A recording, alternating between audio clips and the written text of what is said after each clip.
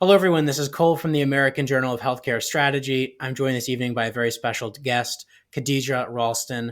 Khadijah, please introduce yourself. Hello, everyone. My name is Khadejah Roulston. I am an administrative fellow at Northwell Health. I have just started my fourth rotation. I have actually been with the organization for 6 years, but started my fellowship last July. I am a New York native, born and raised, and really excited to be here with you tonight. I love my fellow Northeasterners here that I get to have on and talk to everyone from the New York City and Philadelphia area. So I appreciate being able to talk to you about the weather that we've been getting with that storm coming through and that earthquake that we had a couple Been uh, insane. it's been wild. So, Northwell, very well known institution, known across the country, competitive fellowship program as well. So, I want to go back to the beginning, though, where you were at a Boston University. Yep. What led you to go to Boston from New York, and why did you do the degree program that you did there? Yeah, for sure. I went to Boston because I wanted to get away, but my parents wouldn't let me go too far. So Boston was the first that they'd let me be. I did a degree in behavior and health. I knew that I wanted to be in the healthcare realm, but didn't know what that looked like. So I wanted a degree that would be broad enough that I could keep my options open, but still focused in the healthcare space. I thought I wanted to do medicine, but Chem 101 told me that that was not my path, but I still knew that I had a place in healthcare, and behavior and health was the degree I chose to help me get there. And I think that's an excellent choice there. Boston University, I know, has a really good health sciences and healthcare Yeah. career explorations program. Chemistry, also for me and many of the other fellows I found, is what kind of killed that dream of medical school, Oh, for at sure. least for the time being. I know one of them I was talking to recently went and did a post back, Oh, and then no. went from healthcare administration to medical school, which is Oh, wild. amazing. Yeah, so that'll be one that we're going to be coming out with soon. I was shocked to hear that. It's challenging when you're at that age too, right? Because Yeah. you need to support yourself in a few years. There's all these things going on. And then some of our grades tell us that our plans might not always work the way we expected. Mhm. But you went on to work at YAI after Yep. graduation. What Yeah. led you to work there and what was that experience like? So, if I'm being honest, it was a happy accident because I knew that I wanted to be in healthcare, but I didn't know what that role was for me. I love to tell people that I took odd jobs in healthcare. Like, I worked in a derm clinic for about 6 months, understanding the outpatient side. My little sister actually went to Stony Brook University. And one day we were driving and she was like, "Hey, have you heard of this company called YAI? They were at my school recently and they sounded interesting."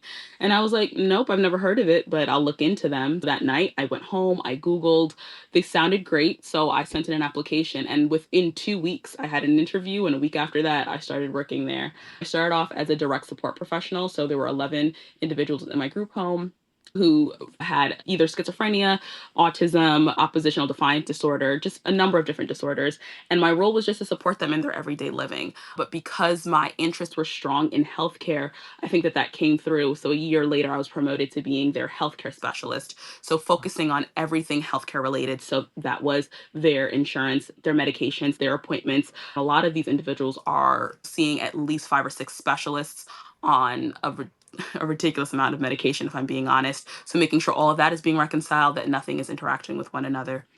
It's like a very challenging role considering not only the amount of medications, but also the population Yeah. not always having the best circumstances.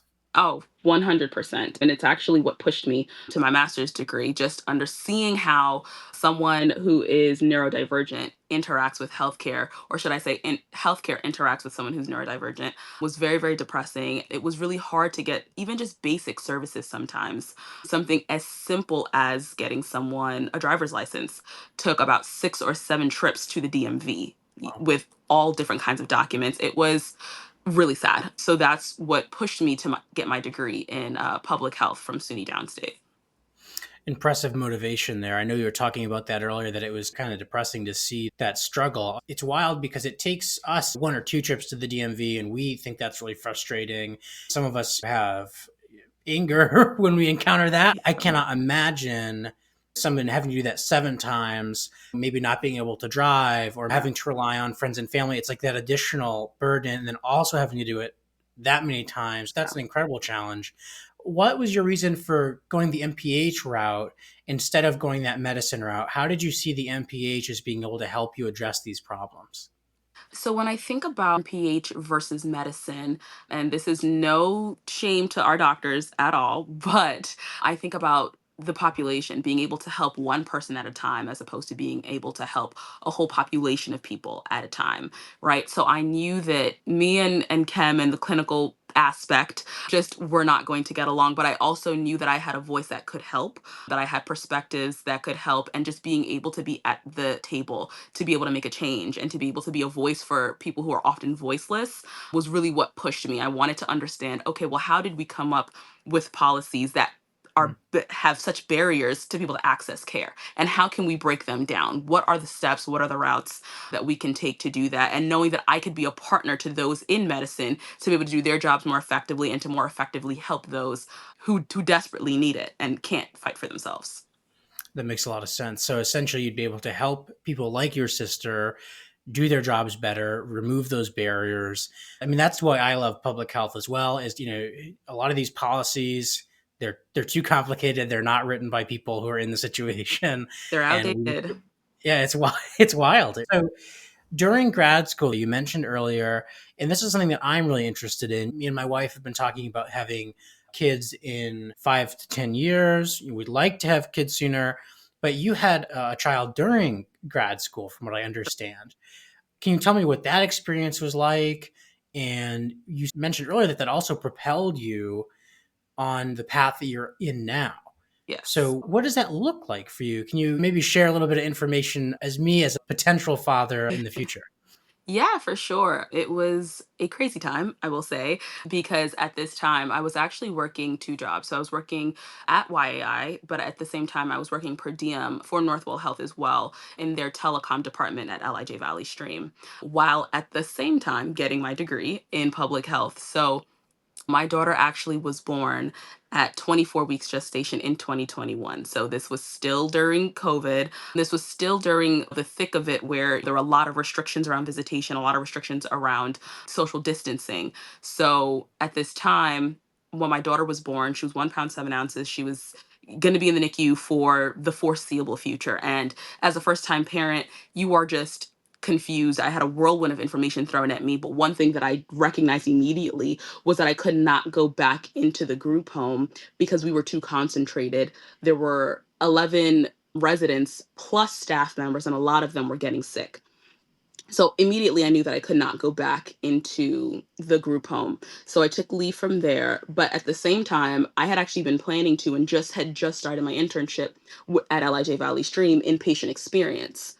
So at the time, the NICU had been saying, hey, so sorry, but visitation is only 2 hours. If your last name is this at this time, it's only 2 hours at this. It was insane. So to keep myself from going stir crazy from not being at my daughter's bedside, I decided, okay, I'm going to just continue my internship at LIJ Valley Stream. Thankfully, I was able to stay within the office, social distance, but I was able to interact with that patient experience team, see patient experience during COVID, which let me tell you was just heartbreaking. It was a time in the hospital. So I was actually able to spend 5 days a week at that hospital with the patient experience team, understanding patient experience on the inpatient side. And at the end of my internship with them, they offered me a position. I don't believe that if I hadn't spent as much time as I did at the time that I did, that that opportunity would have been afforded to me. So I always credit my daughter's early birth to, okay, well, now I'm forced to pivot immediately, as opposed to 4 months later when I had anticipated, as opposed to when that role wouldn't have been there anymore because they'd been looking for someone else. So it was the perfect storm of a time that led me there. And it was me being in patient experience that actually led to me discovering the fellowship. So, like I said, just a whole bunch of craziness happening at one time that just landed me in the perfect place at the perfect time. So there is definitely luck involved in a way, but there's also that fortitude that you had to be able to take advantage of that. Yeah. The one thing You I weren't. knew, I did not want to stop my degree because one, it would just be harder to try and finish with a newborn at home. I only had one semester left, and I knew that getting my degree and the doors that it would open for me would be the best way to provide for her in the future. So as opposed to being like, okay, I'm just going to stop because my daughter was born, I was just like, I'm going to power through and we're going to make it to that finish line. And that is really impressive. And it's an impressive role model to myself and to others. That is one thing I've noticed about a lot of the pre meds. And I've said this in a few interviews is that pre meds are usually extremely determined because they hear about how hard it is to go to med school. So they get very determined. And when they don't go to med school, usually they don't switch too many times after that. Usually Yeah. they complete something. But usually that determination and that fortitude I see in individuals like yourself is very clearly there. I mean, that's a tremendous amount of emotional challenges that you overcame, probably a lot of anxiety that you Yeah. were kind of going to work with every day, right? Oh yeah, for sure. I had no clue what was going to happen, especially in the early days. The doctors were like, they don't know what's going to happen. They did say that girls fare better than boys, but there was still maybe like a 60% chance of survival. This is my first daughter, first pregnancy. It was really, really trying, but I had such a good support system. And I always have to shout out my team at LIJ Valley Stream. They are to this day some of the best friends that I've ever had. They just like wrapped me in their love. They welcomed me to the team. And my clinical leader was actually a nurse. She would explain stuff to me that I would explain to her that was going on with my daughter. So I would feel more comforted, like, okay, this is actually more normal. Like, this is okay. Your daughter went through this and things like that. So it was a trying time emotionally, but I think that I was just blessed to be around such great people that it was easier than it could have been otherwise.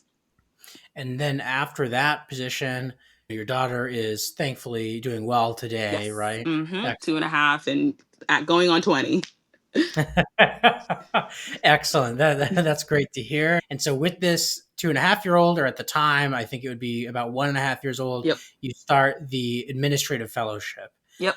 How did that come about? Because you were working there at the time, you were getting ready to graduate your MPH. Yep. So, how did that come about? So I always tell people I actually had no clue what admin fellowships were in advance. I had never heard of them. I found out about admin fellowships literally through overhearing a conversation that one of my colleagues was having with somebody else. She had also been applying. She'd also been in grad school, finishing up, and she was like, "Oh, I'm applying to all these fellowships and looking into the." I was like, "What's that? That sounds kind of interesting." So she explained what the programs were to me.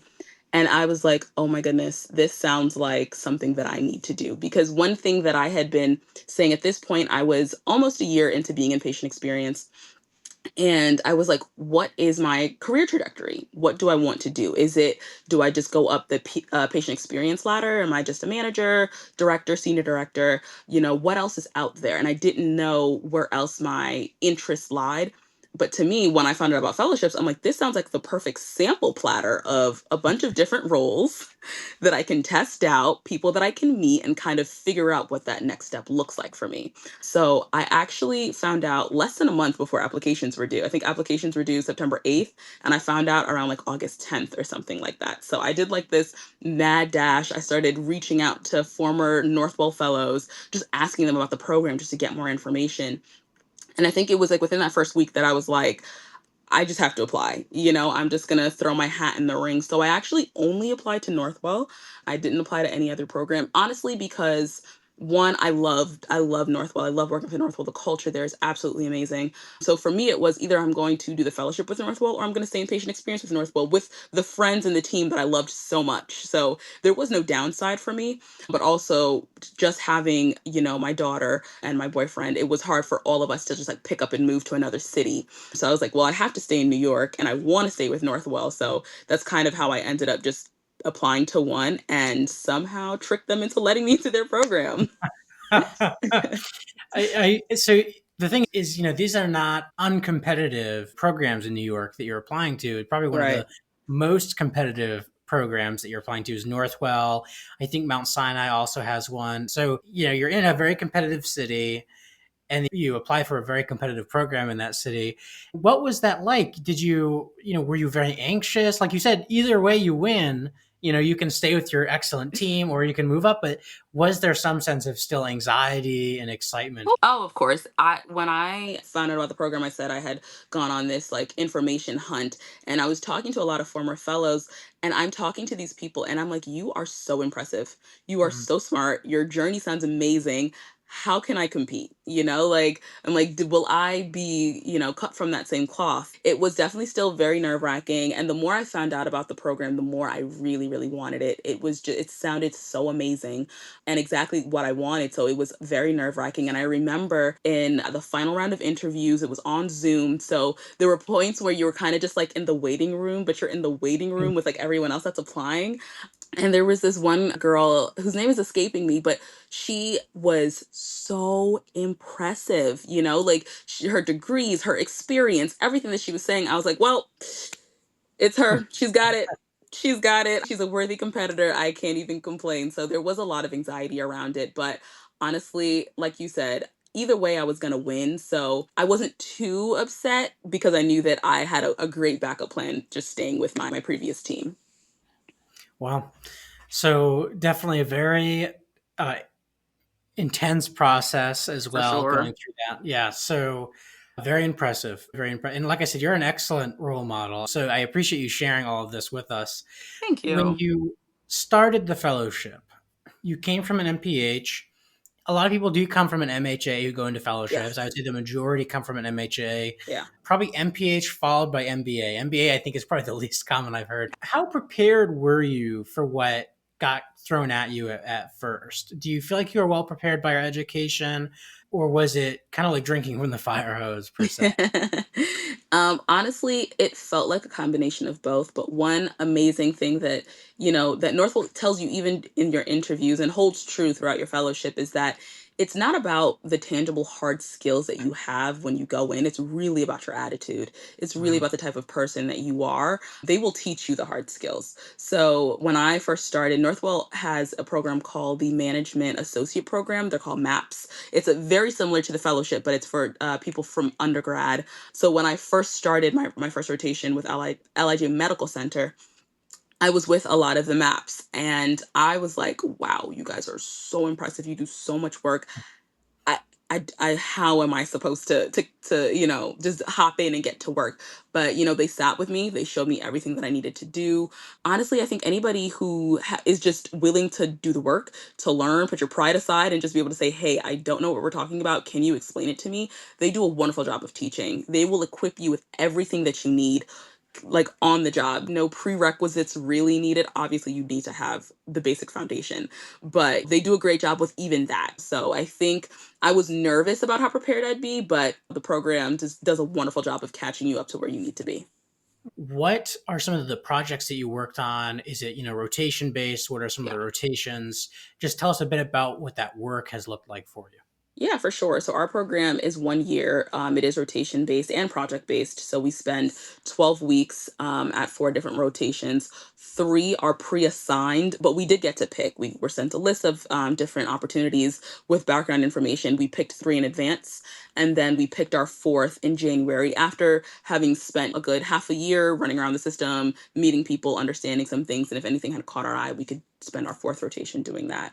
So all my rotations were different and my projects looked different. So when I first started with LIJ Medical Center, I was on their clinical operations team looking at things to help our strategic growth. There were certain areas that we were really focused on and helping to do things that would draw in that volume. So, for example, I was helping out with our colorectal program and seeing what that looked like. We wanted to make a new web page for our vascular program just to draw people in, help them understand the vascular landscape that Northwell has and putting together what that web page might look like.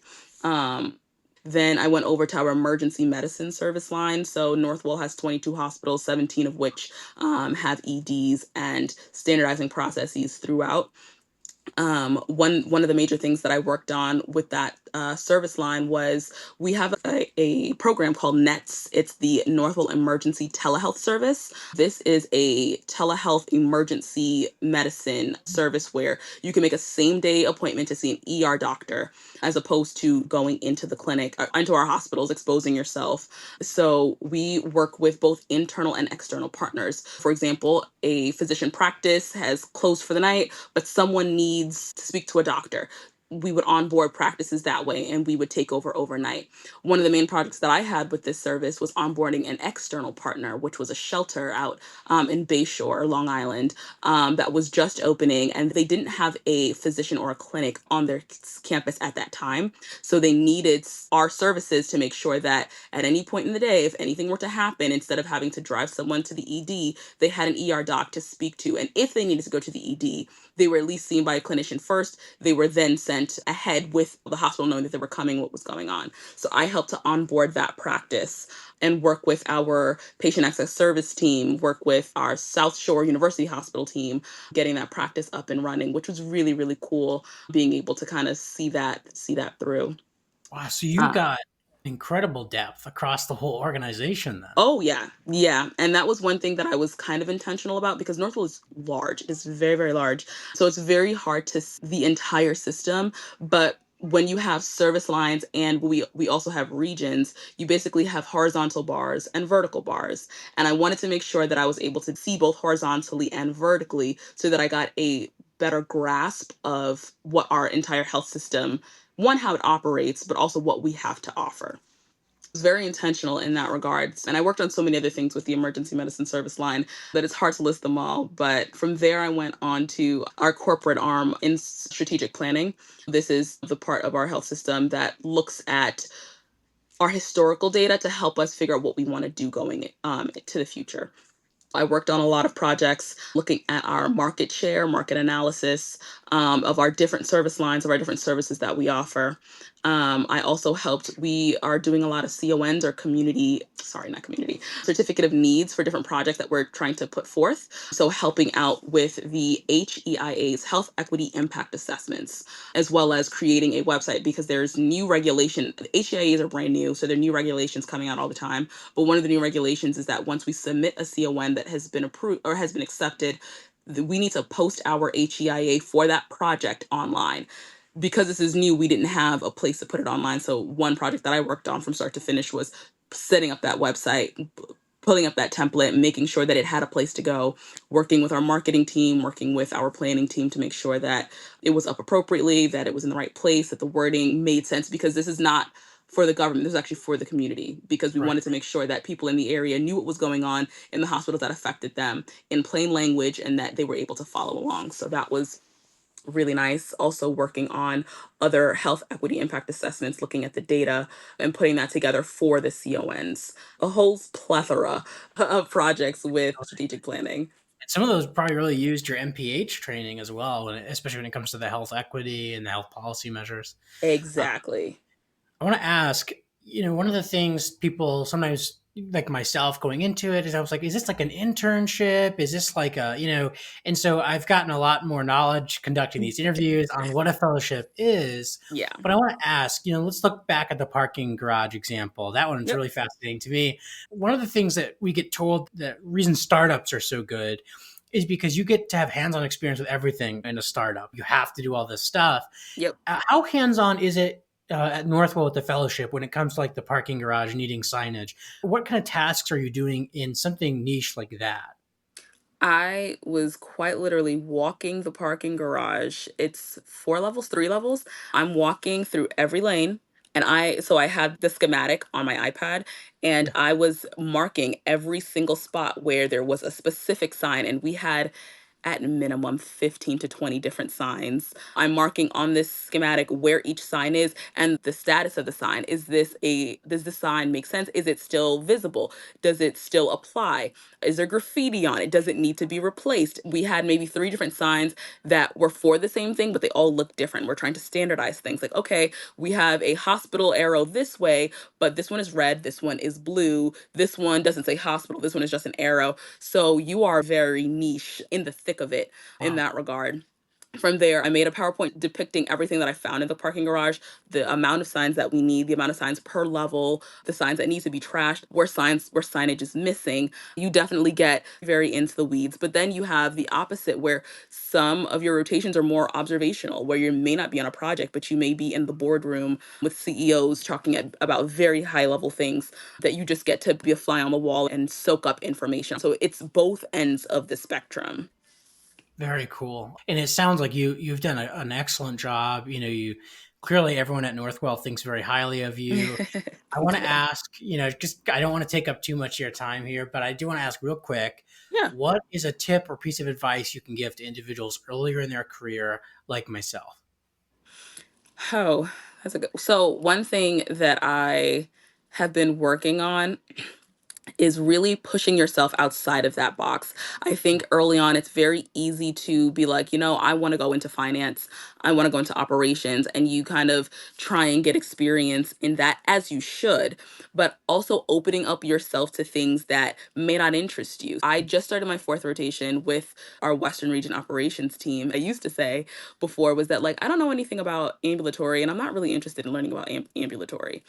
I spent my first day with the ambulatory team and I was hooked. I'm like, I want to learn all there is to learn about ambulatory. So I would say in the very beginning, think of it as your degree works page. When you first start college and you Yeah. get that thing, it's like you need to check off all these boxes in order to graduate. In the beginning, you should be open to everything, see everything, say yes to everything. And then as you get experience in each thing, you can check off that box and then look at the areas that you're still missing, right? So it's like, I have a lot of experience in operations. I understand this world, but I really need to brush up on finance. I'm not great at finance. Throw yourself onto a finance project, find a finance mentor, someone to teach you those skills because you do want to be very well rounded before you start to specialize because it's easy to see the numbers and the data and just be like, oh, well, this is what this means. But you also want to be able to say, well, what story is the data telling, right? What can I glean from this information? And I think you kind of get that from having a very well rounded picture of what your organization offers, of the healthcare landscape in general, which is something that I've been pushing myself to do as well. Someone once compared being a healthcare administrator to running a restaurant, right? So, like, we are not the chefs. We don't know how to fillet the salmon. We may not be giving out the food on the tables, but we have to understand how everything in that restaurant works. We need to know the menu forwards and backwards. We need to know who the cooks are. We need to know who we're serving. So, you want to make sure that you're taking in everything before you specialize in anything.